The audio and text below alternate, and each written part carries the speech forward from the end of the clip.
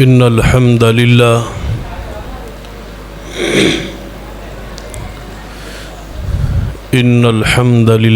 وحده والصلاة والسلام على من لا نبي بعده أما بعد فأعوذ بالله السميع العليم من الشيطان الرجيم من همزه ونفخه ونفثه بسم الله الرحمن الرحيم إن الذين يرمون المحصنات الغافلات المؤمنات لعنوا في الدنيا والآخرة ولهم عذاب عظيم۔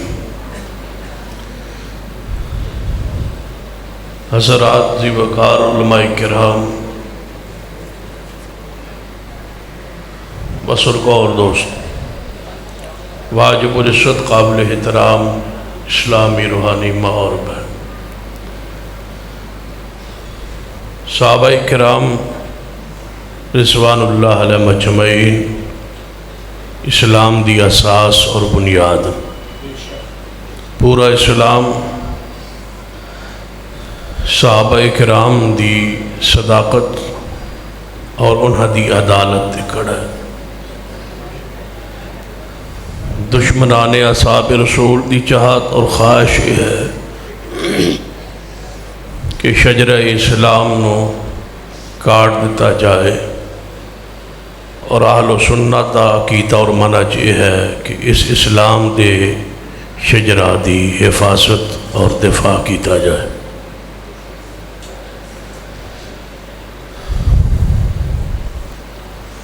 صحابہ کرام رضوان اللہ علیہ مجمعین سارے دے سارے ستارے نے، اصحابی النجوم۔ آپ نے فرمایا ستارے میرے صحابہ ستاروں کی طرح ہے۔ آخر نبی علیہ السلام نے اتنا بڑا احساس شان بخشی ہے، بیان کیا ہے کہ میرے صحابہ ستاروں کی طرح۔ ستارہ جڑا ہوندا ہے اس دے بنان دی دو وجہ ہوندیاں۔ قرآن پاک ستاریاں دے بنان دے دو فائدے، دو مقصد اللہ نے بیان فرمائے۔ وَلَقَدْ زَيَّنَّا السَّمَاءَ الدُّنْيَا بِمَصَابِيحَ، کہ ہم نے ستاروں کو، سیاروں کو بنایا تاکہ آسمان دنیا مزین رہے، زینت ہے، حسن ہے، جمال ہے۔ آسمان کے ستارے آسمان کی زینت ہے، اور محمد کے صحابہ اس زمین کی زینت ہے۔ ستاروں کے بنان کا مقصد ہی زینت، مزین کرنا، خوبصورت کرنا۔ اور دوسرا ورجوما للشیاطین، ستاروں کا دوسرا فائدہ یہ ہے کہ جدوں یہ آسمان پہ شیاطین چڑھن دی کوشش کر دیں، آگے ستارے ہیں جو توڑ توڑ کے ان کو مارے جاتے ہیں تاکہ شیطان آسمان سے دور رہے، اوپر نہ جائے۔ اصحاب رسول بھی رکھوالے ہیں اس دین کے، نگران ہے اس دین کے، تاکہ شیطان کوئی بھی دین کے قریب نہ آئے اور دین محفوظ رہے۔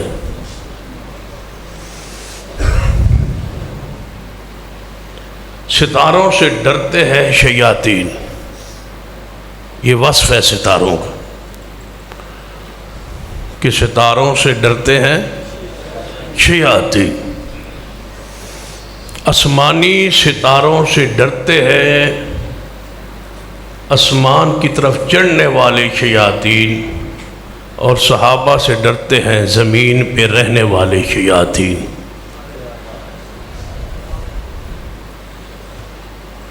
حدیث ہے، نبی علیہ السلام نے فرمایا عمر جس گلی سے تو گزر جائے، پتہ ہے آپ مشہور حدیث ہے نا کہ جس گلی سے عمر گزرے اس گلی سے شیطان نہیں گزرتے۔ ڈرتے ہیں شیاطین کس سے؟ پیغمبر کے صحابہ سے۔ شیطان کا یہ سب سے پہلے ہی اس کا جرم ہی یہ ہے کہ اس نے رب کے خلیفے کا انکار کیا، اور زمین کی شیطان کا سب سے پہلے جرم ہی یہ ہے کہ اس نے محمد کے خلیفے کا انکار کیا۔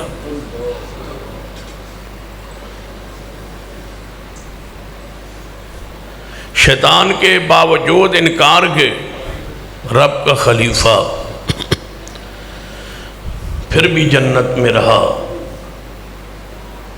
اور اس زمینی شیطان کے انکار کے باوجود آج بھی پیغمبر کے خلیفے پیغمبر کے ساتھ جنت میں موجود ہیں۔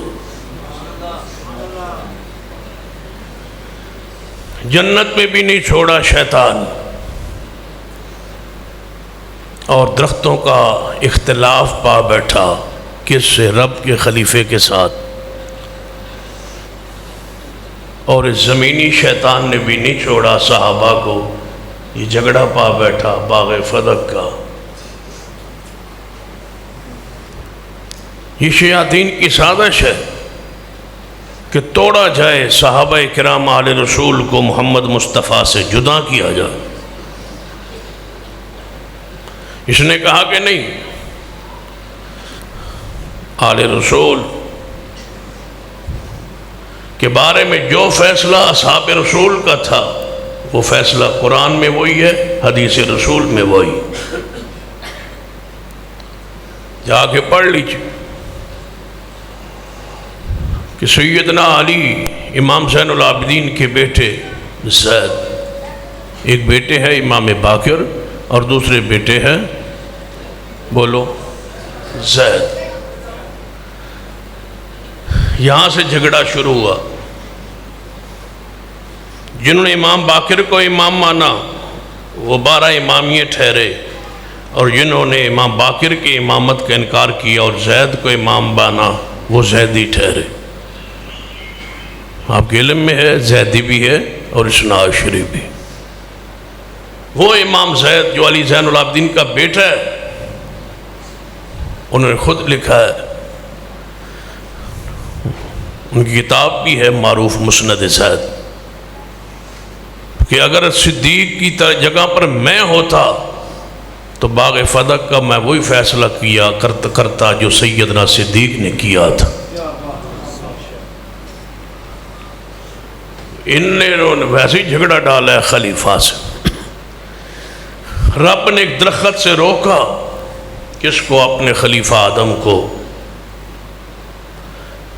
لیکن اس پھل کو وہ کھا بیٹھے، تب بھی رب نے خلافت واپس لی نہیں، اور رب نے سمجھا دیا کہ خلیفوں کے ساتھ کوئی جھگڑا بھی کرے باغ کا تو اسے خلافت واپس نہیں لیتے۔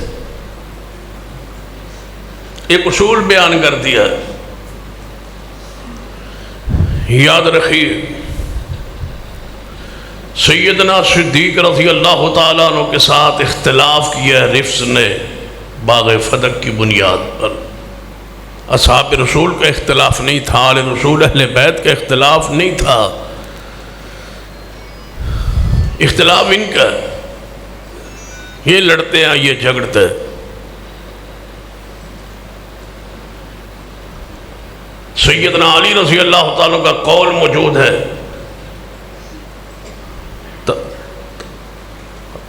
شیعہ کی تفسیر ہے المیزان، اس میں یہ قول موجود ہے، خط ہے سیدنا علی کا، اس خط کی تحریر کا یہ جملہ موجود ہے۔ فرماتے ابو بکر عمر وہ تھے جنہوں نے کبھی بھی پیغمبر کی سنت کی مخالفت نہیں کی۔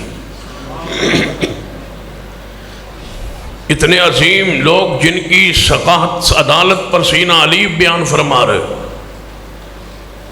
آج ان حالات میں سیدنا صدیق کو نعوذ باللہ کافر کہا جا رہا ہے۔ پتہ ہے آپ کے علم میں ہے، پوری سنیت جو ہے اس کے دل زخمی ہے، پریشان ہے کہ باقی ساری امت تن ہے تو صدیق اس تن کا سر ہے، اگر سر ہی نہ رہے تو امت کہاں رہے گی؟ کیا قصور و جرم تھا سیدنا صدیق کا کہ 1450 سال بعد صدیق کو گالیاں دی جا رہی ہے؟ ابو جہل سے یہ کام شروع ہوا، آج تک صدیق کو نہیں چھوڑا جا رہا، اس لیے کہ انہوں نے سب کچھ لٹا دیا پیغمبر کی ذات پر، دین پر، شریعت پر۔ اور نبی علیہ الصلوۃ والسلام کی حدیث ہے، آپ بیماری کی حالت کیفیت میں مسجد نبوی میں خطبہ دے رہے سن اور فرما رہے سن کہ میرے صحابہ، اگر رب کی زمین پر میں کسی کو خلیل بناتا تو صدیق کو بناتا۔ پتہ ہے یہ کتنا بڑا ہوتا ہے؟ رب نے خلیل بنایا اپنی مخلوق میں کس کو؟ ابراہیم علیہ السلام۔ رسول اللہ فرماتے ہیں میں نے اپنا خلیل، رب نے مجھے اپنا خلیل بنا لیا ہے، میرا خلیل رب ہے۔ اگر رب کی یہ خلت، یہ مقام نہ ہوتا، اگر میں مخلوق میں سے کسی کو خلیل بناتا تو میں سیدنا صدیق کو بناتا۔ اتنا درجہ، اتنی شان اور مقام۔ اور یہ خطبہ بھی آخری لمحات میں ہے، آخری ایام میں ہے۔ اور سن لو، یہ جو قلم دوات کے اختلافات ڈالے ہوئے ہیں، قلم دوات نہیں لائے تھے، اس کے بعد یہ حدیث ہے آخری لمحات میں کہ مسجد نبوی کے سارے دروازے بند کر دینا سوائے صدیق کے۔ صدیق نے مجھے مال اور جان سے جتنا فائدہ پہنچایا، اتنے احسانات مجھ پر کسی کے بھی نہیں ہیں، حتیٰ کہ میں محمد ان کے احسانات کا بدلہ نہیں دے سکا، رب قیامت والے دن دے گا۔ جس کے احسانات کا بدلہ محمد مصطفیٰ نہیں دے سکے، براکی وال کے دوستوں، اردا گرد سے آنے والے دوستوں، سیاللہ کوٹ کے بزرگوں، جس اس شخصیت کے احسانات کا بدلہ مصطفیٰ نہیں دے سکے، اس کو گالیاں دی جا رہی ہے اور تم آرام سے سوئے ہو۔ کیوں نہیں جاگتے؟ کیوں نہیں بیدار ہوتے؟ جماعت نے آپ کو للکارہ آواز دی ہے 16 اکتوبر کو عیدگاہ میں، کیا خیال ہے؟ انشاءاللہ صدیق کے لیے آنا ہے، انشاءاللہ، نہ میرے لیے نہ جماعت کے لیے۔ ایک دفعہ یہ سمجھ لو، ٹھیک ہے وہ قائد ضلع موجود ہے، اگرچہ وہ اختلاف اس مسئلے میں ہو سکتا ہے وہ کر لیں، ان کو حق ہے، لیکن میں یہ کہوں گا کہ آپ نے 16 تاریخ کو جو آنا ہے، نہ میرے لیے، نہ حافظ مزمل الدین صاحب کے لیے، نہ عبدالحفیظ مدر صاحب کے لیے، نہ مرکزی جمعیت کے لیے، نہ حضرت قائد محترم علامہ پروفیسر ساج میر صاحب کے لیے۔ 16 اکتوبر ہمارا سارا کچھ ہے صدیق کے لیے، انشاءاللہ صدیق کے لیے آنا ہے آپ، انشاءاللہ۔ پکی بات ہو گئی؟ انشاءاللہ۔ کس کے لیے آنا ہے؟ صدیق کے لیے، انشاءاللہ۔ اور اس کا کمی، صدیق کا غلام نوکر، کمی کوئی کمی آوے نا پیغام لے کے، تو صدیق کا کمی حاضر ہے، میں پیغام دینے آیا ہوں کہ تجھے صدیق کی حرمت بلا رہی، اور آپ نے آنا ہے انشاءاللہ۔ آئیں گے انشاءاللہ، پکی بات۔ انشاءاللہ کارڈ آوے، کمی آوے تے دی رسپیکٹ کرنی چاہیے، عزت کرنی چاہیے، دی گل نو مننا چاہیے۔ میرا کام تھا کمی بن کے آنا، یہ کمی حاضر ہے صدیق کا، آپ نے آنا ہے انشاءاللہ۔ تو صحابہ کرام رضوان اللہ علیہ مجمعین کی شان، عزت، عظمت کا تقاضا ہے یہ اسلام کا دفاع ہے، دین کا دفاع ہے، شریعت کا دفاع ہے، صحابہ کا دفاع۔ یہ ستارے ہیں صحابہ، ان کی طرف منہ کر کے تھوکنے کی کوشش جاری ہے۔ جانتے ہو صحابہ ستارے، اور ستارے جو ہوتا ہے نا وہ خود روشن نہیں ہوتے، سائنس پڑھے ہوئے طلباء یہاں موجود ہیں، علماء موجود ہیں۔ ستارے کہتے ہیں خود روشن نہیں ہوتے، یہ روشنی لیتے ہیں کس سے؟ سورج سے لیتے، سورج کی روشنی سے روشن ہوتے ہیں ستارے۔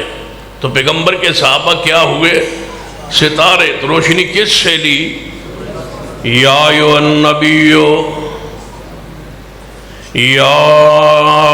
النبی انا ارسلناک شاہدا ومبشرا ونذیرا وداعیا الی اللہ باذنہ وسراجا منیرا۔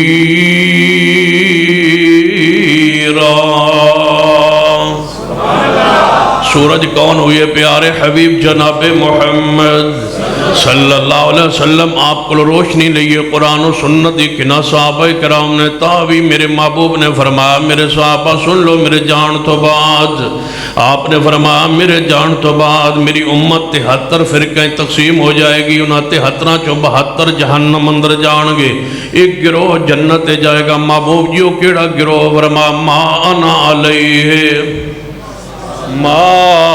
انا علیہ واصحابی، جس چیز پر میں اور میرے صحابہ ہوں گے۔ صحابہ روشن ہیں، صحابہ ستارے ہیں۔ قرآن فرمایا فَإِنْ آمَنُوا بِمِثْلِ مَا آمَنْتُمْ بِهِ فَقَدْ اهْتَدَوْا۔ صحابہ جیسا ایمان لے آؤ۔ صحابہ کا ایمان روشن ہے، صحابہ کرام کا ایمان۔ صحابہ کے ایمان پر باس کر رہا ہے وہ گروہ، پتہ ہے گروہ؟ اس گروہ دے بارے میں کیا کرنا کہ یہ ایسا گورکھ دھندہ ہے جو آج تک کسی کو سمجھ نہیں آیا۔ کوئی بندہ جو اس مذہب سے آگاہ ہو وہ سمجھ نہیں پائے گا اس مذہب کو کہ یہ ہے کیا۔ جو اس سے وابستہ ہے ان کو بھی سمجھ نہیں ہے کہ ہم ہیں کیا۔ پوری یقین سے کہتا ہو، ہمارے پاس آ کے بیٹھو، ہم سے پوچھو تمہارا مسلک اہل الحدیث ہے، تم کیا کہتے ہو؟ ہم کہتے ہیں ہمارا ایمان ہے رب کی توحید پر۔ توحید کی ہے 3 اقسام، الوہیت ہے، ربوبیت ہے، اسماء و صفات ہے۔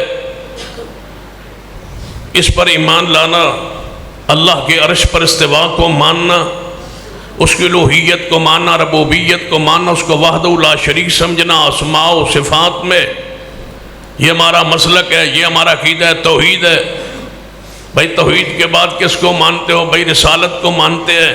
جتنے انبیاء آئے سب کی رسالت حق ہے، وہ سارے عظمت والے تھے، سارے معصوم تھے، گناہوں سے پاک تھے، وہ رب ان پر وحی بھیجتا تھا، وہ رسول تھے، اللہ کی طرف سے مبعوث تھے، حسین تھے، جمیل تھے، آخر الزمان پیغمبر محمد صلی اللہ علیہ وسلم تھے۔ ان پر ایمان لائیے، یہ رسالت ہے۔ اب ان سے پوچھو تمہارا تم بتاؤ، کہتے ہیں توحید پر ایمان لو، لے آئے توحید پر ایمان۔ اب بتاؤ توحید پہ کیا ماننا ہے؟ کہتے ہیں مشکل کشا علی کو ماننا ہے، حاجت روا علی کو ماننا ہے، نفع و نقصان کا مالک پنجتن پاک کو ماننا ہے۔ ویسے توحید کو بھی ماننا ہے۔ اگر نظر نیاز چڑھانی ہو تو علم کو پوجنا ہے یا گھوڑے کے نیچے سے گزرنا ہے، ویسے توحید کو بھی ہم مانتے ہیں۔ سجدہ قبر پر ٹھیک ہے، چانٹے چومے قبر کو، پنجے کو، لیکن ہم مانتے توحید کو ہے۔ کیسی توحید ہے جس میں یہ سارا کچھ ہے؟ بھئی اس کے بعد تمہارا عقیدہ، کہتے ہیں ہمارا عقیدہ اس کے بعد عدل کا ہے، اس کے بعد ہمارے نزدیک رسالت ہے۔ رسالت کیا ہوتی ہے؟ کہتے ہیں رسول اللہ مبعوث کرتا ہے، وہ منصوص ہیں، وہ معصوم ہیں، وہ گناہوں سے پاک ہیں، وہ سارے انبیاء ہیں۔ انبیاء کے بعد کیا مانتے ہو؟ کہتے ہیں ہم امامت مانتے ہیں۔ امام کیا ہوتا ہے؟ معصوم ہوتا ہے، گناہوں سے پاک ہوتا ہے، اللہ کی طرف سے اس پر وحی آتی ہے، وہ منصوص ہوتا ہے۔ اللہ جس کو چن کے امام بنا دے وہ امام ہوتا ہے؟ میں نے کہا رسول کون ہوتا ہے؟ کہتے ہیں جو گناہوں سے پاک ہو، معصوم ہو، اللہ اس پر وحی کرے، اللہ اس پر کوئی وحی نازل کرے، اللہ اس کو بھیجے، مبعوث کرے، وہ رسول ہوتا ہے۔ میں نے کہا امام کیا ہوتا ہے؟ جس کو اللہ بھیجے، منصوص ہو، معصوم ہو۔ میں نے کہا اچھا رسولوں اور اماموں میں فرق کیا ہے؟ کہتے ہیں امام پہلے علی ہے اور وہ سارے نبیوں سے افضل ہے۔ میں نے کہا رسول پر ایمان، رسول کیا ہوتا ہے؟ جو گناہوں سے پاک ہوتا ہے۔ امام کیا ہوتا ہے؟ گناہوں سے پاک ہوتا ہے۔ نبی کون ہوتا ہے؟ جو منصوص ہوتا ہے۔ امام کون ہوتا ہے؟ جو منصوص ہوتا ہے۔ میں نے کہا ان میں فرق کیا ہے؟ کہتا ہے یہ آج تک مجھے نہیں پتا فرق کیا ہے۔ جس کو اپنے مذہب کا پتہ نہیں وہ صدیق پہ ایمان پر باز کر رہا ہے۔ تمہارے مذہب میں سچ کیا ہے؟ جی یہ سچ ہے، سچ بولتے ہم، جھوٹ جھوٹ گناہ ہے۔ سچ بولنا ضروری ہے، جھوٹ بولنا گناہ ہے۔ میں نے کہا صرف جھوٹ بولنا گناہ ہے نا؟ ہاں۔ تو میں نے کہا تقیہ کہتا ہے تقیہ بھی جائز ہے۔ میں نے کہا جھوٹ اور تقیہ میں فرق کیا ہے؟ کہتا ہے مجھے آج تک سمجھ نہیں آئی۔ ایک پاک دامنی ہے اور ایک زنا بدکاری ہے۔ پاک دامنی سمجھاؤ۔ پاک دامنی یہ ہے کہ اپنی شرمگاہ کو پاک رکھا جائے۔ زنا کیا ہے؟ کہ غیر عورت کے ساتھ ناجائز گندے تعلقات ہوں۔ میں نے کہا متع حرام ہے نا؟ کہتا ہے نہیں جائز ہے۔ میں نے کہا متع اور زنا میں فرق کیا ہے؟ کہتا ہے یہ آج تک مجھے بھی سمجھ نہیں آئی۔ ایسا گورکھ دھندا ہے جس کو سمجھنا چاہو تو سمجھ نہ پاؤ۔ رسالت سمجھ آ جائے گی لیکن رسالت امامت میں فرق سمجھ نہیں آئے گا۔ سچ اور جھوٹ سمجھ آ جائے گا لیکن جھوٹ اور تقیہ سمجھ نہیں آئے گا۔ زنا اور پاکدامنی سمجھ آ جائے گی، زنا اور متع سمجھ نہیں آئے گا۔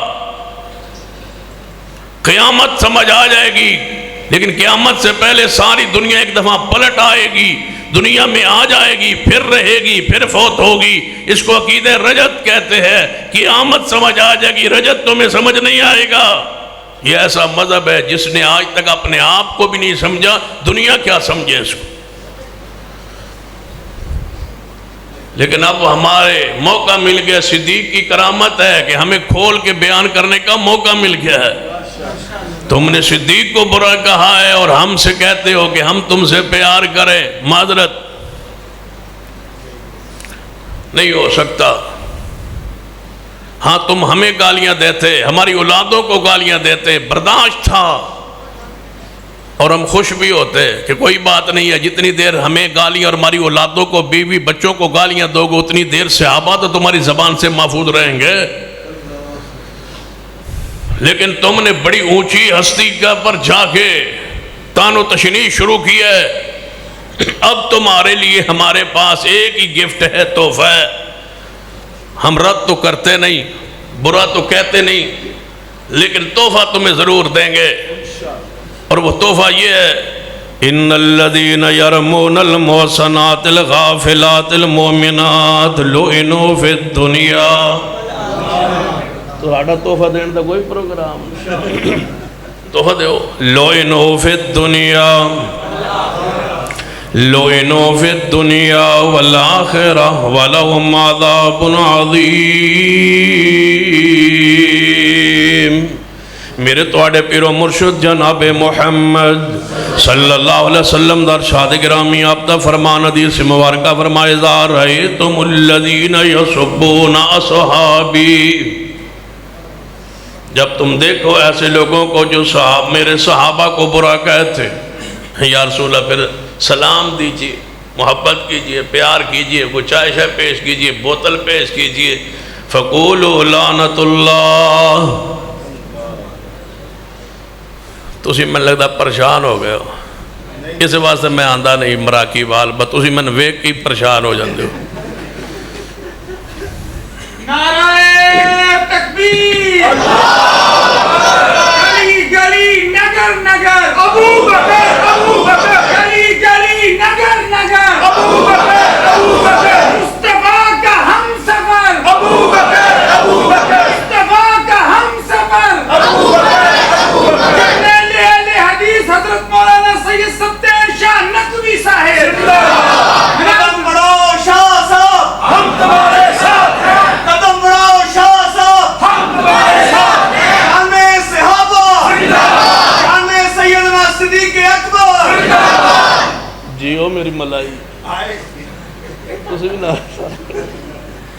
ان الذين يرمون المحصنات الغافلات المؤمنات لعنوا في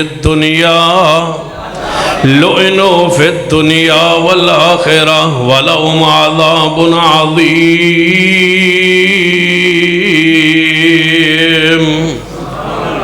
اللہ فرماتا ہے ان پر دنیا میں بھی لعنت ہے، آخرت میں بھی لعنت ہے۔ جو صدیق کے گھرانے کو برا کہے اس پر دنیا اور آخرت میں لعنت ہے۔ وَلَهُمْ عَذَابٌ عَظِيمٌ، اور ان کے لیے بہت بڑا عذاب ہے، بہت بڑا۔ یا اللہ کتنا بڑا، اور بڑا کیوں؟ فرمایا تو سو غور نہیں کیتا، بہت بڑا عذاب کیوں؟ جس ہستی کو برا کہا ہے، جس ہستی کے گھرانے کو برا کہا ہے، نون والقلم وما یسطرون ما انت بنعمت ربک بمجنون وان لک لاجرا غیر ممنون وانک لعلی خلق عظیم۔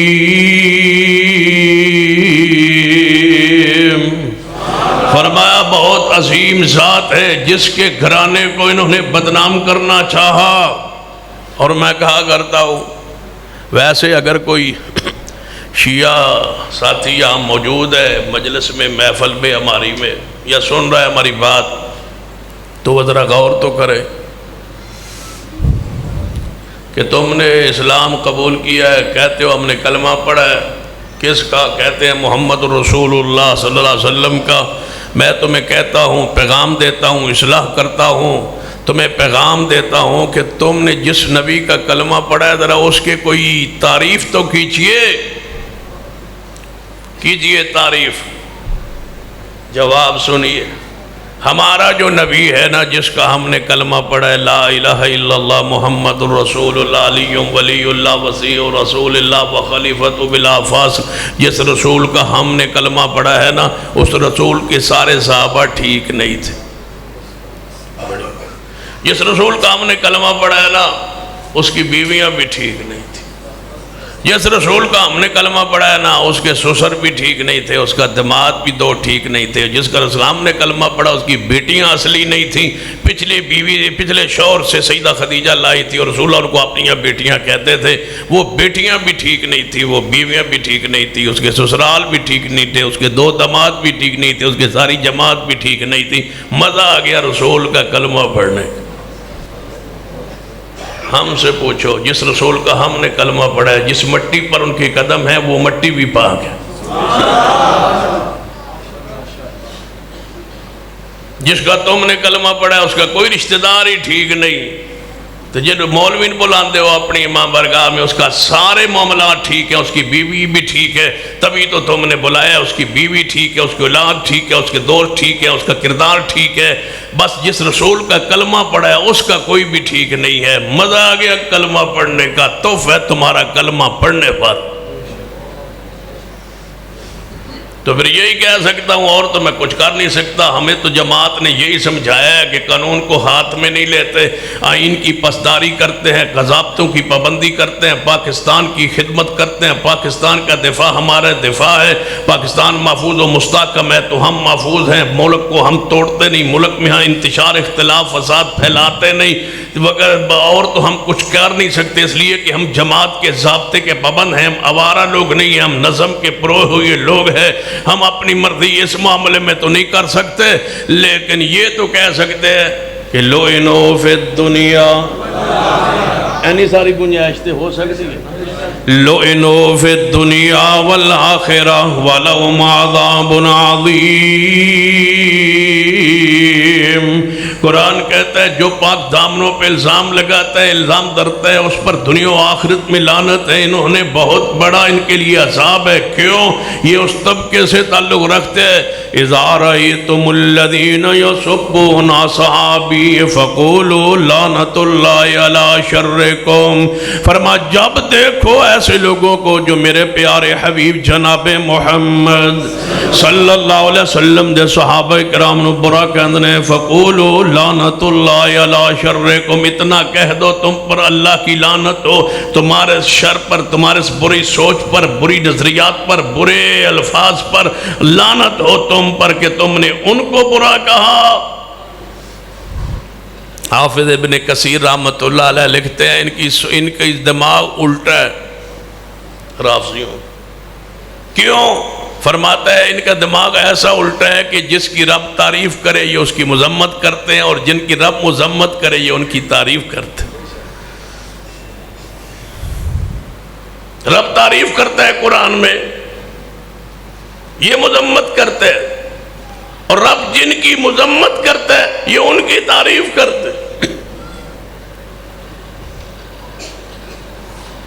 کئی واقعات ایسے موجود ہیں، رب تعریف کر رہا ہے، اِلَّا تَنْصُرُوا فَقَدْ نَصَرَهُ اللَّهُ، تعریف کر رہا ہے رب، اِلَّا تَنْصُرُوهُ فَقَدْ نَصَرَهُ اللَّهُ اِذْ أَخْرَجَهُ الَّذِينَ كَفَرُوا ثَانِيَ اثْنَيْنِ اِذْ هُمَا فِي الْغَارِ اِذْ يَقُولُ لِصَاحِبِهِ لَا تَحْزَنْ اِنَّ اللَّهَ مَعَنَا۔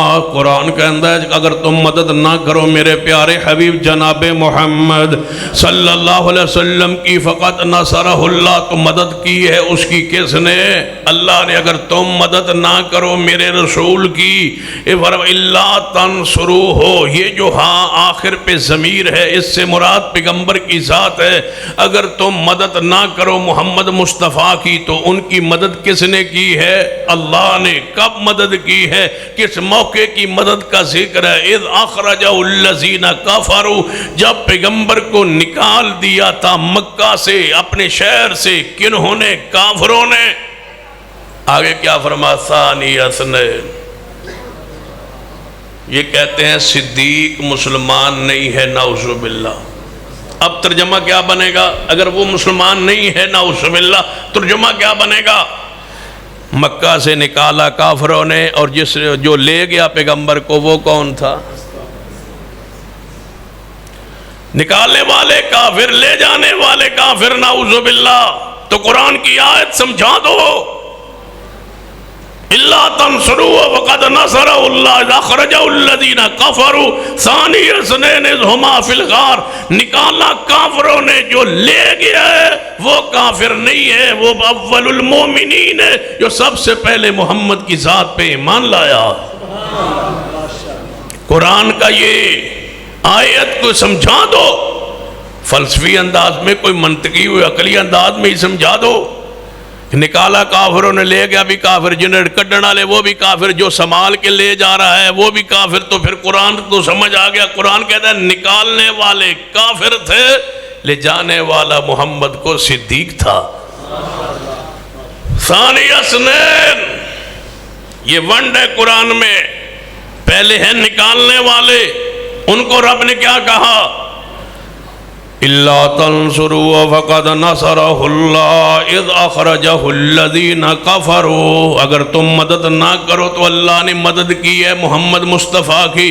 اگر اس طرح سمجھ نہیں آئی تو آسان لفظوں میں سمجھاتا ہوں۔ عیسیٰ ابن مریم اپنے گھر کے اندر گھیرے گئے، باہر کون آئے؟ کفار۔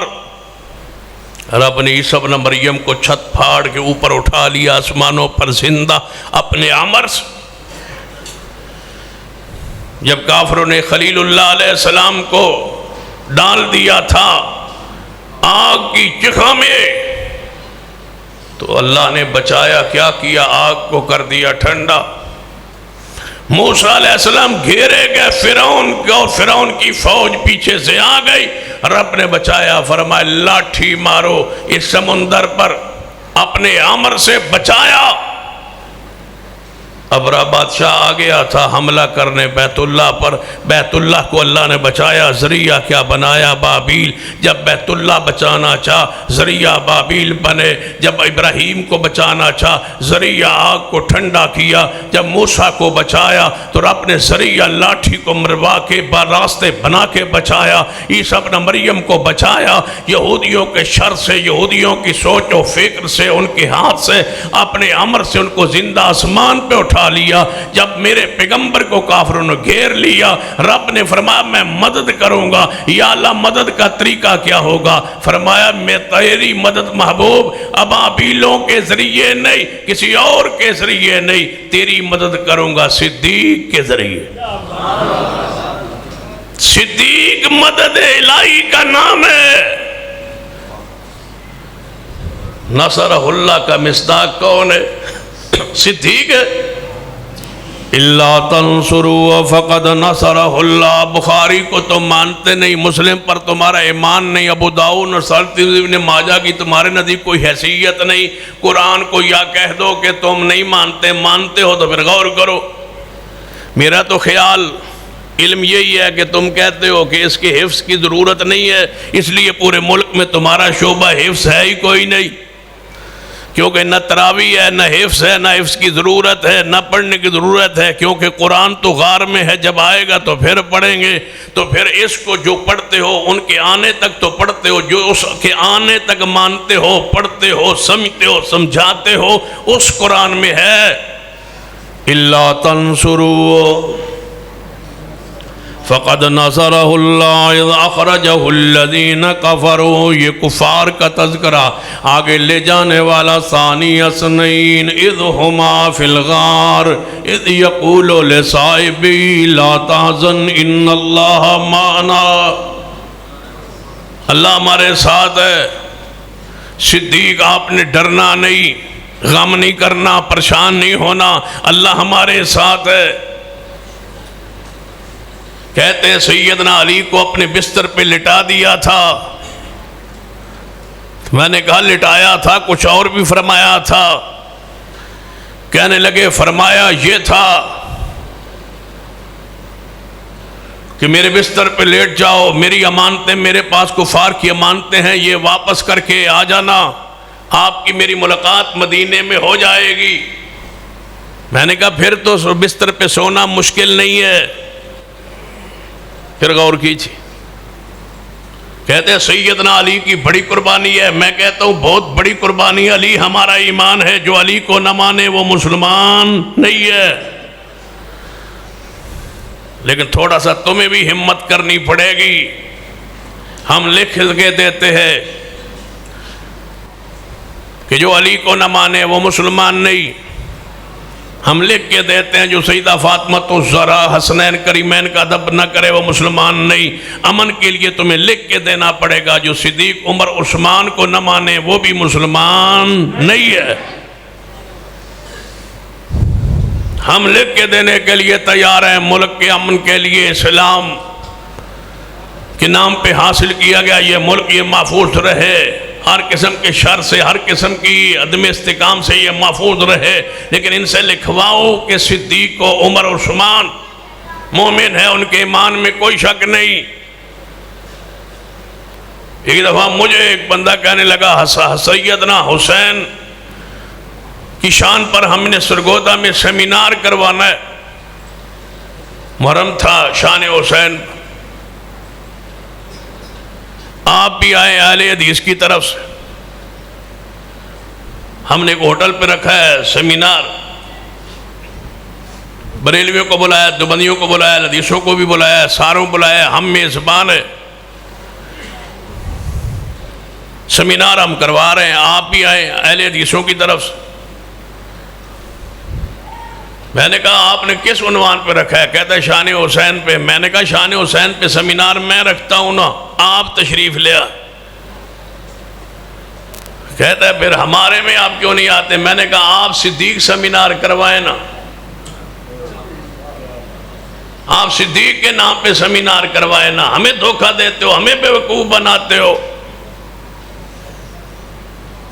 تم شہداء کربلا کے نام پہ سیمینار کروا کے ہمیں بلیک میل کرتے ہو کہ تم آؤ اور شان حسین بیان کرو. ہم جا کے تمہیں بتائیں کہ ہم حسین کو مانتے ہیں. تم کون ہو ہم سے پوچھنے والے کہ ہم حسین کو مانتے ہیں نہیں مانتے؟ تمہیں صفائی کیوں دے؟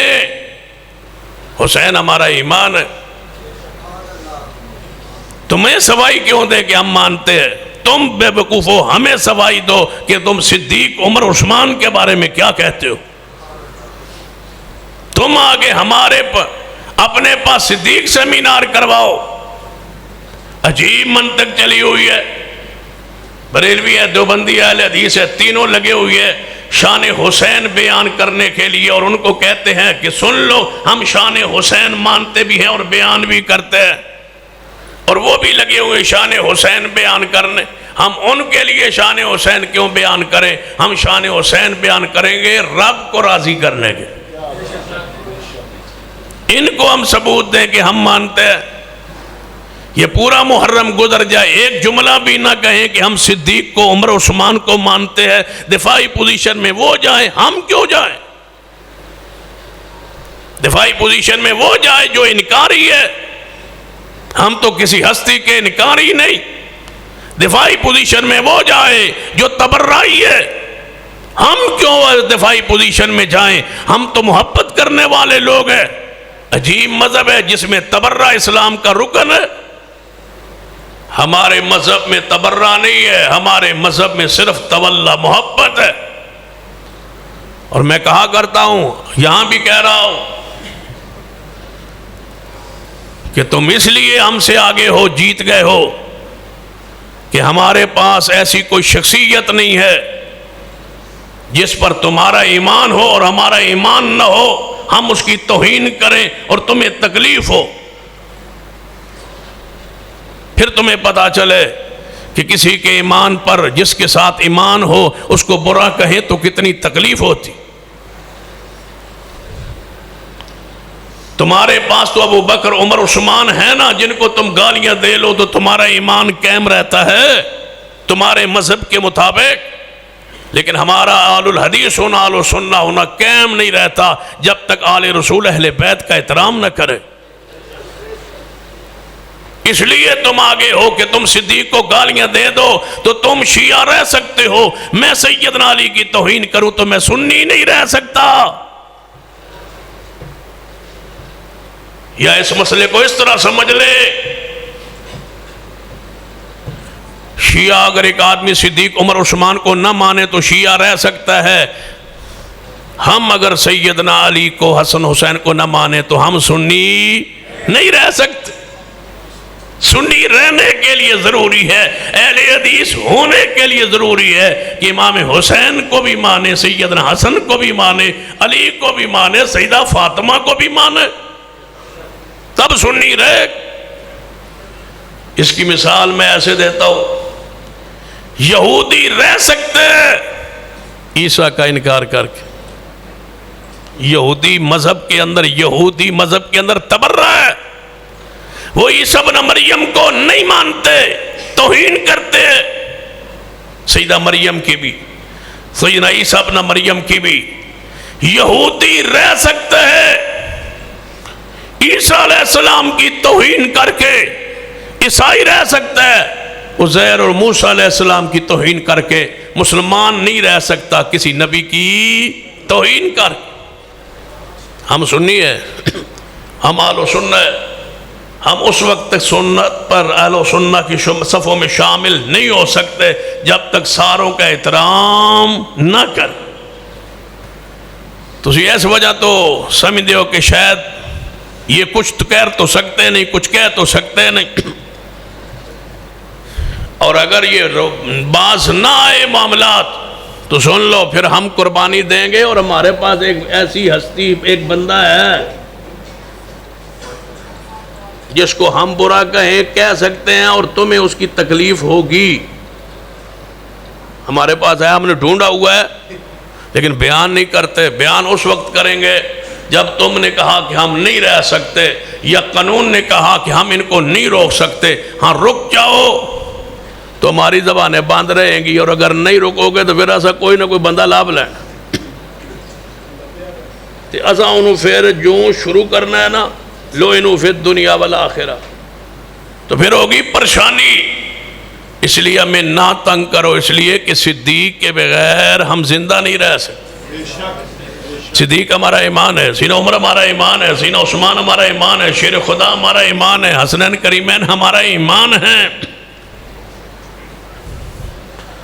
اللہ تنصرو, تھاکتے نہیں گئے ماشاءاللہ, مگر وہ توڑا خطاب ہاں جی اجے آ رہا ہے نرایت چلو ٹھیک إِلَّا تَنْصُرُوا فَقَدْ نَصَرَهُ اللَّهُ إِذْ أَخْرَجَهُ الَّذِينَ كَفَرُوا نکالا کنہوں نے لیکن تُسی بڑے ڈیلے ڈیلے آو خیر ڈرے سے میں پہ ہو قرآن پڑھن دا نہ خرچہ نہ پرچہ کوئی شے نہیں سنو إِلَّا تَنْصُرُوا فَقَدْ نَصَرَهُ اللَّهُ إِذْ أَخْرَجَهُ الَّذِينَ كَفَرُوا نکالا کس نے پیغمبر علیہ السلام کو مکہ مکرمہ سے نکالا کس نے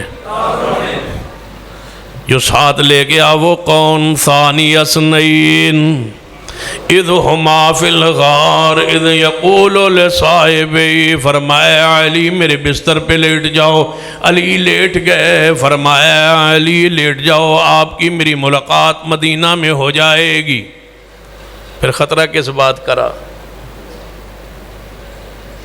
سارے خطرے ٹل گئے جب حضور نے فرمایا علی آپ کی اور میری ملاقات کہاں ہوگی میں جا رہا ہوں مدینہ یہاں بستر پہ لیٹ جاؤ امانتیں واپس کر کے آ جانا آپ کی میری ملاقات مدینے میں ہو جائے گی کیا مانا اے علی کوئی نقصان نہیں پہنچا سکے گا گارنٹی دیتا ہوں سو جاؤ مدینے آپس ملنا گے ملاقات ہو جائے گی ملاقات دی گارنٹی دے کے مصطفیٰ چل نکلے اور اس دے اندر ایک خبر مل رہی ہے کہ اے علی کافر تمہارا نقصان نہیں کر سکیں گے تیری میری ملاقات ہو جائے گی بالکل آرام سے سکون سے سوچاؤ یہاں بستر پہ کوئی خطرہ نہیں ہے آپ کی میری ملاقات گارنٹی دیتا ہوں مدینے میں ہو جائے گی جس کو گارنٹی نہیں ملی کہ کیسے پہنچیں گے مدینے میں وہ صدیق ہے نبی علیہ السلام اپنے گھر مبارک چو نکلے سیدنا مولا علی رضی اللہ عنہ بستر پہ لٹا دیا نکلے سیدھا صدیق کی طرف رسول اللہ جانتے بھی تھے عالم الغیب بھی تھے جو کہتا ہے میں صدیق کو نہیں مانتا وہ رسول اللہ کو عالم الغیب مانتا ہے میں اس سے پوچھتا ہوں صدیق کے اندر کے حالات واقعات رسول اللہ کے سر کی قیمت 100 اونٹ لگی ہوئی ہے ان حالات میں جب 100 اونٹ قیمت ہو سر کی کہ جو رسول اللہ کو قتل کر کے شہید کر کے نعوذ باللہ لے آئے 100 اونٹ اسے ملیں گے اس وقت بندہ اسی کے پاس رات ٹکتا ہے اسی کو ساتھ لے جاتا ہے جس پر امید ہو کہ یہ ساری قربانی دے سکتا ہے بے وفائی نہیں کر سکتا وگرنہ سہولت کار کو تو یہاں ایجنسیاں پہلے پکڑ دیا سیدنا صدیق رضی اللہ تعالیٰ کے گھر پہنچے پیارے حبیب جناب محمد صلی اللہ علیہ وسلم دروازہ کھٹکھٹایا محبوب علیہ السلام کے لیے دروازہ کھولا فرمایا محبوب جی کس طرح آنا ہوا اس وقت فرمایا ہے ابو بکر اللہ نے من ہجرت کی اجازت دے چھوڑی ہے فرمایا محبوب جی آپ ہجرت کے لیے جا رہے ہیں اور میں کیا کروں گا آپ تو سفر پہ جا رہے ہیں میں کیا کروں گا فرمایا ابو بکر تجھے اللہ نے میرا ساتھی بنا دیا ہے فرمایا یا رسول اللہ نے میرا نام لیا ہے فرمایا ہاں ابو بکر اللہ نے آسمان پر تیرا نام لیا ہے جب نام لیا ہوگا کس نے اللہ نے بتاؤ جب رب نے کہا ہوگا کہ ابو بکر بتاؤ وہ کتنا پاکیزہ انسان ہوگا جب رب نے کہا ہوگا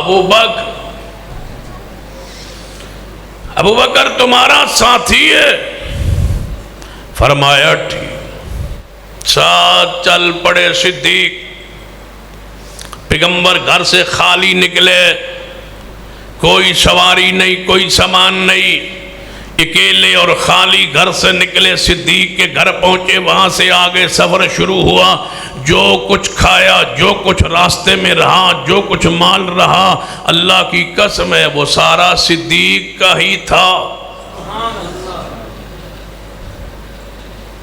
اس تقسیم کو ایسے کرتے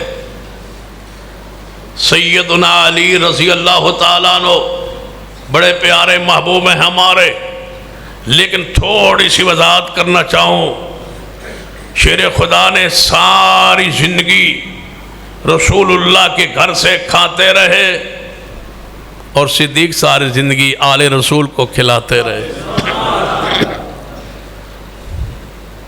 گھر سے کھانا بھی کمال ہے لیکن کما کے کھلانا بھی کمال ہے۔ سیدنا صدیق کھلاتے رہے۔ سیدنا علی رضی اللہ تعالیٰ عنہ، حدیث ہے صحیح البخاری کے اندر، غلام آئے تھے، نبی علیہ السلام نے پاس غلام آئے، آؤ گھر گئے، سیدہ فاطمہ تو ذرانو فرمایا جاؤ جا کے اپنے بابا کو کہو یہ غلام دے دیں، کوئی چکی پیس دیا کرے، کوئی جناب مشکیزہ بھر لایا کرے۔ سیدنا علی کس کو تیار کر رہے ہیں؟ سیدہ فاطمہ الزہرا کو، جاؤ بابا سے غلام مانگ کے لے آؤ، غلام لے کے آؤ۔ سیدہ فاطمہ الزہرا آئی، رسول اللہ نے غلام دیا ہے غلام نہیں دیا؟ پھر توجہ کرو، سیدہ فاطمہ الزہرا نے غلام مانگا ہے، ساری دنیا کہتی ہے، حدیث کو پڑھتی ہے، سارے مسالک پڑھتے ہیں، سیدہ فاطمہ نے غلام مانگا تھا، دربار رسالت میں آئی تھی، غلام مانگا تھا، رسول اللہ نے نہیں دیا، فاطمہ الزہرا واپس پلٹ گئی۔ اگر دربار رسالت سے غلام نہیں ملا تو کوئی ناراضگی نہیں ہے، اگر دربار صدیق سے کچھ نہیں ملا تو ناراضگی کیوں ہے؟ رسول اللہ نہیں دینا چاہتے اپنے آل اہل بیت کو مال، دولت، پیسہ، تو یہ سنت رسول تھی۔ فرمایا فاطمہ یا رسول اللہ میں چاہتی ہوں ایک غلام دے دے، میرے چکی پیس دیا کرے، علی کے لیے مشکیزہ پانی کا بھر لایا کرے۔ فرمایا فاطمہ غریب مدینے میں مسجد نبوی میں طلباء موجود ہیں، ان کو کھانے کو نہیں ملتا اور بیٹیوں کو غلام دے دوں؟ سبحان اللہ، اللہ اکبر، الحمدللہ 33 مرتبہ، 34 مرتبہ اللہ اکبر پڑھ لیا کرو، اللہ تھکاوٹیں دور کر دے گا۔ فاطمہ کے لیے وظیفہ ہے، مال نہیں۔ صدیق نے بھی وہی فرمایا کہ پیغمبر کی وراثت تقسیم نہیں ہوتی۔ یہاں تو کوئی ناراضگی نہیں بنی، یہاں کیوں ہے غصہ؟ صدیق نے حدیث پڑھی ہے، کہتے ہیں میرے توڑے پیر و مرشد جناب محمد صلی اللہ علیہ وسلم نے فرمایا سیدہ فاطمہ الزہرا میرے دل کا ٹکڑا ہے، جس نے فاطمہ کو دکھ دیا اس نے مجھے دکھ دیا۔ اس میں تھوڑا سا فرق ہے، بخاری میں حدیث ہے، رسول اللہ فرماتے ہیں جس نے فاطمہ کو ناراض کیا اس نے مجھے ناراض کیا، جس نے فاطمہ کو ناراض کیا اس نے مجھے ناراض کیا۔ کیا معنی ہے؟ فاطمہ کو ناراض کرنا جرم ہے۔ سیدہ فاطمہ الزہرا کسی مسئلے پر خود غصے میں آ جائے، ناراض ہو جائیں تو جس پر ہوئی ہے اس کا قصور نہیں ہے۔ طبیعت میں جلال آ جائے، طبیعت میں ماشاءاللہ ہون تشریف لے آئے نے جنہاں دا اصل خطاب ہونا ہے، اس موضوع ہے اللہ تعالیٰ انہاں دے علم وچ عمر وچ عزت وچ برکت فرمائے، آمین، تے نال حسن وچ برکت فرمائے، آمین۔ اللہ انہاں دا سایہ جماعت پر تا دیر قائم رکھے، ان سے مزید دین کا، اسلام کا ترویج کا کام لے لے۔ سیدہ فاطمہ الزہرا کو ناراض کرنا جائز نہیں۔ اگر سیدہ خود کسی مسئلے میں غصے میں آ جائے تو دوسرے کا قصور نہیں ہے۔ ہاں کوئی فاطمہ الزہرا کو ناراض کرنے کے ارادے سے کچھ کہتا ہے تو وہ جرم کرتا ہے۔ سیدہ فاطمہ الزہرا رضی اللہ تعالیٰ عنہ کسی مسئلے پر خود غصے میں آ جائیں، جلال میں آ جائیں، یہ طبیعت ہے۔ رسول اللہ جلال میں آتے تھے، رسول اللہ بعض دفعہ طبیعت میں غصہ آتا تھا، کسی کے خلاف آتا تھا، تو یہ رسول اللہ کی طبیعت کا ایک وصف موجود ہے۔ ہر انسان میں غصہ ہوتا ہے، جلال ہوتا ہے، طبیعت میں بعض دفعہ جلال آتا ہے۔ سیدہ فاطمہ الزہرا اگر کسی مسئلے پر کسی بندے پر غصے میں آ جائے تو یہ سیدہ فاطمہ الزہرا کی شان کے خلاف نہیں ہے۔ جس پر غصے میں آئی ہیں اس کا جرم و قصور نہیں ہے کیونکہ ان کی طبیعت میں کوئی بات ایسی آ گئی ہے۔ ہاں اگر دوسرا بندہ ان کو ناراض کرنے کی کوشش ارادہ کرے تو پھر وہ مجرم ہے۔ سیدنا صدیق نے ناراضگی کا ارادہ کیا ہو تو حوالہ لائیے، اگر حوالہ نہیں ہے تو صدیق نے حدیث پڑھی ہے، حدیث کے بعد سیدنا صدیق کا قصور و جرم کیا ہے؟ حدیث رسول پڑھی ہے، حدیث رسول سنائی ہے۔ اور یہ سیدنا صدیق نے ہی نہیں، ازواج رسول نے بھی کہا تھا سیدہ عائشہ سے کہ کیا تیرے بابا کو یہ بات نہ کہی جائے کہ ہماری وراثت فرمایا تم نے یہ حدیث نہیں سنی؟ کیا سیدہ فاطمہ تو ذرا کا ہی باغ فتح میں حصہ تھا یا آپ کی بیویوں کا بھی حصہ تھا؟ کیا صدیق نے اپنی بیٹی کو دیا، سیدنا عمر کی بیٹی کو دیا، حفصہ کو دیا، عائشہ کو دیا؟ اگر نہیں دیا تو مان لو صدیق کا وہی فیصلہ تھا جو محمد مصطفیٰ کا فیصلہ تھا۔ سیدہ فاطمہ تو ذرا جلال میں آئی تھی، ایک دفعہ غصے میں آئی تھی۔ کب؟ جب سیدنا علی نے دوسری شادی کا پروگرام بنایا تھا، اور حدیث کہا ہے صحیح البخاری میں، حدیث کہا ہے اصول کافی میں، تو نبی علیہ السلام نے سن کے سیدہ فاطمہ زہرا کے پاس آئے تھے۔ سیدہ فاطمہ جلال میں تھی، غصے میں تھی۔ فرمایا کیا ہوا بیٹا؟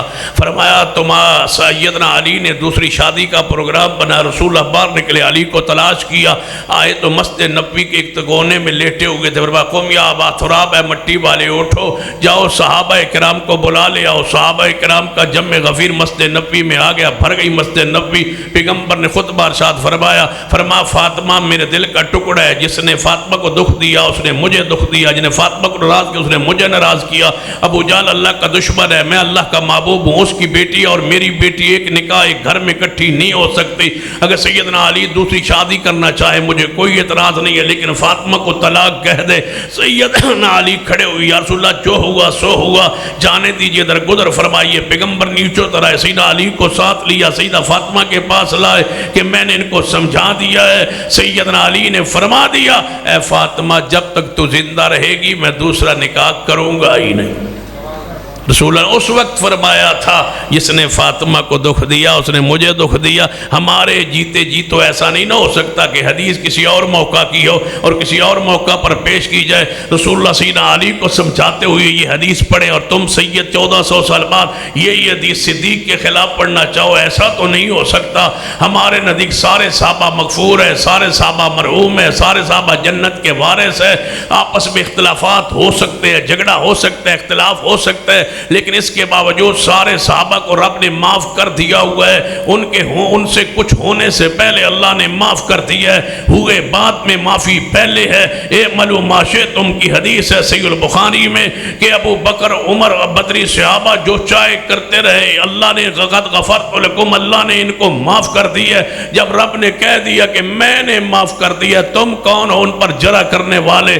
تم کون ہو ان پر بانس کرنے والے؟ جب رب نے کہہ دیا رضی اللہ عنہم ورضوا عنہ، اللہ راضی ہے۔ جب رب نے کہہ دیا اعد لہم جنات، ان کے لیے جنت تیار ہے۔ جب رب نے کہہ دیا کلا وعد اللہ الحسنی، کہ سارے صحابہ کے ساتھ جنت کا وعدہ ہے۔ جب رب نے کہہ دیا اولئک حزب اللہ، کی یہ اللہ کا گروہ ہے۔ جب رب نے کہہ دیا اولئک هم الراشدون، یہ ہدایت یافتہ، علیکم بسنتی وسنت الخلفاء الراشدین المہدیین۔ اور جامع ترمذی کی حدیث ہے، فرمایا میرے صحابہ ہو سکتا ہے میں تم میں نہ رہوں لیکن میں اگر دنیا سے چلا جاؤں، یاد رکھنا دو شخصیات ابو بکر و عمر کی طرف اشارہ کر کے فرمایا وَأَشَافَ أَشَارَ إِلَىٰ أَبِي بَكْرٍ وَعُمَرٍ، اشارہ آپ کا ابو بکر و عمر کی طرف تھا۔ فرمایا ان دو کی اقتداء کرنا، ان کے دو پیچھے چلتے رہنا، ان سے محبت کرتے رہنا، ان سے جڑے رہنا، ان سے پیار کرنا۔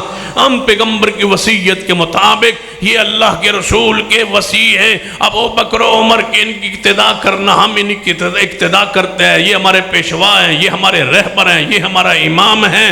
ہم ان کے بغیر ہمارا اسلام دین شریعت مکمل نہیں ہے۔ جو ان سے ہمیں توڑنے کی کوشش کرے گا ہم اس کو توڑ ڈالیں گے، لیکن صحابہ کی عزت عظمت پر آنچ نہیں آنے دیں گے۔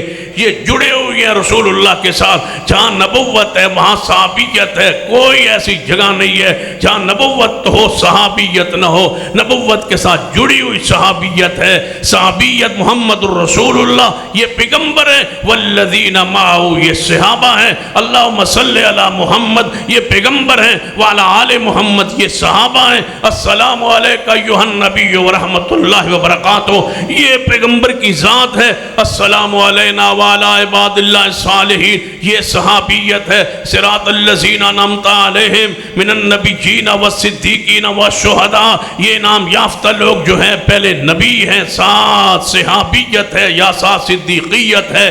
جاؤ دنیا میں دیکھو، جہاں پیغمبر ہوں گے ساتھ صحابیت ہوگی، کبھی عائشہ کی صورت میں، کبھی حفصہ کی صورت میں، کبھی خدیجہ کی صورت میں، کبھی صحابہ کی صورت میں، کبھی صدیق عمر عثمان و علی کی صورت میں، کبھی عمار کی صورت میں، کبھی حضرت مقداد کی صورت میں، کبھی حضرت ابی ذر کی صورت میں، کبھی سیدنا ابو ذر غفاری کی صورت میں۔ جہاں نبوت ہوگی وہاں صحابیت ہوگی۔ آج بھی قبر پاک کے ساتھ جہاں محمد مصطفیٰ ساتھ صحابیت ابو بکر و عمر کی صورت میں موجود ہے۔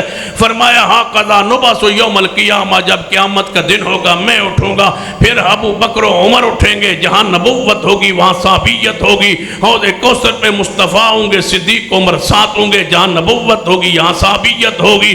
جب جنت کے دروازہ کھٹکھٹائیں گے پیغمبر آگے ہوں گے، ساتھ صدیق ہوں گے۔ جہاں نبوت ہوگی وہاں صدیقیت ہوگی۔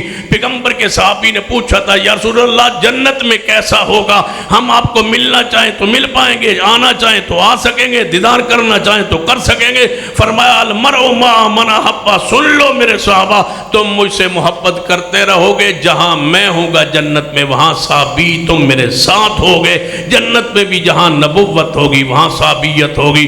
ہمارے ایمان میں بھی نبوت ہے، اس کے بعد صحابیت ہے۔ یہی اسلام کا حسن ہے، یہی اسلام کا جمال ہے۔ صحابہ نہ رہے تو اسلام نہیں رہتا۔ اسلام کا حسن، اسلام کا تاج، اسلام کی عزت جو ہے وہ صحابہ کرام رضوان اللہ علیہ مجمعین ہے۔ انشاءاللہ باقی تفصیل 16 کو ہوگی انشاءاللہ۔ آپ محبت سے تشریف لائیے گا۔ اللہ مجھے اور آپ کو توفیق عطا فرمائے۔ اقول قولی ھذا واستغفر اللہ لی ولکم ولسائر المسلمین وآخر دعوانا